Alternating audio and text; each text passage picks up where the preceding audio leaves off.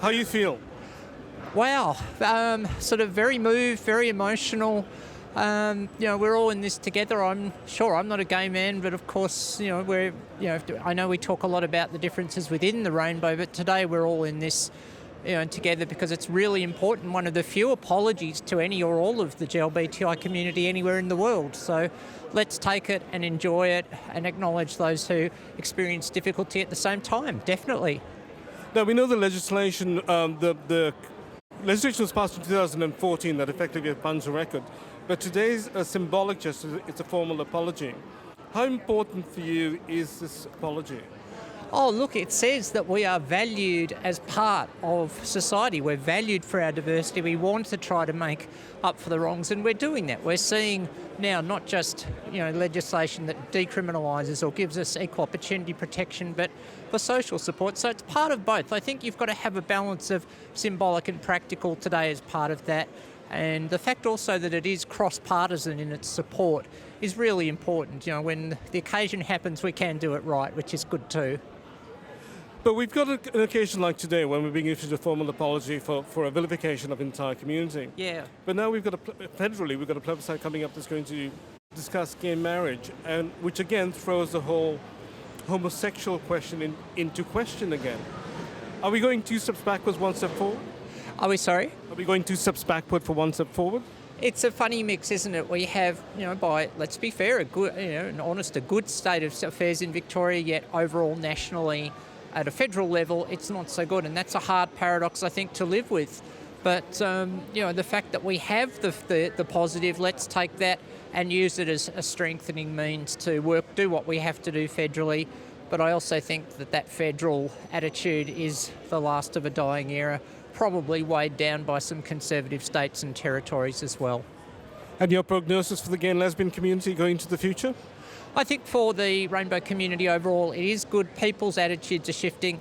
We've got this amazing thing called internet and social media where people communicate both for social and support and also for advocacy. I'm not the hugest technological person in the world. It amazes me that I can Skype with someone in French Guiana about our issues. And I think that's important because we then can save a bit of wheel reinvention, use each other's ideas to boost each other. I have hope. It's not, we all know it's got to happen with effort. But if we make the effort, it will happen. Well, it means that at the age of 80, I'm no longer a criminal in the eyes of the law or society.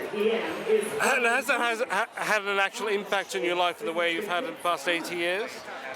Well, no. I mean, I was arrested. I always used my father's surname. And then my mother, when I came out of jail, told me that I didn't have to any longer, that I was illegitimate. And my legal name was Tovey, so... And so you got around doing that way.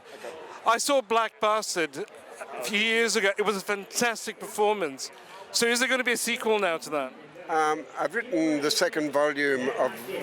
it's called And Then I Found Me. That's the second volume of my autobiography.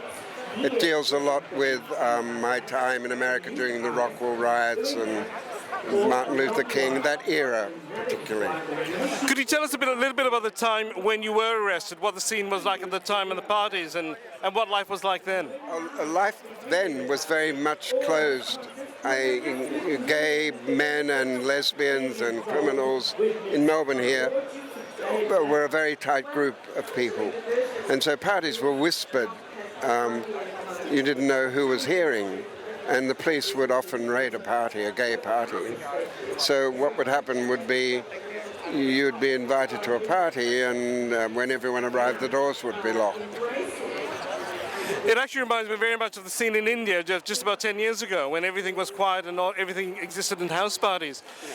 How has gay liberation or the change in the way that people view homosexuality over the past few years, what do you think of the change? Has it been a very overwhelming positive change, or any thoughts about it?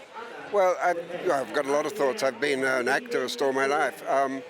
I think the people are now, and the government of the day are now realizing that the LGBTI community, we're all humans, and we should be treated equally. A few years ago, I was working on a musical play that actually celebrated the Mattachine Society. But one of the songs in the musical was this lament about the times gone by when being gay was all supposedly very civilized and discreet and quiet, and was all dependent on a raised eyebrow with a backyard scene at the opera. And so there's a certain sense of discretion about it, or which appeal to some people. But the fact we're all out now and proud, and so that sense of artifice is now lost in a way. Is that? Well, it was an artifice. It was a reality. It was forced on people, particularly here in Melbourne. Like, they could never have met like this, gay people. In fact, in my day, all these people would have been arrested.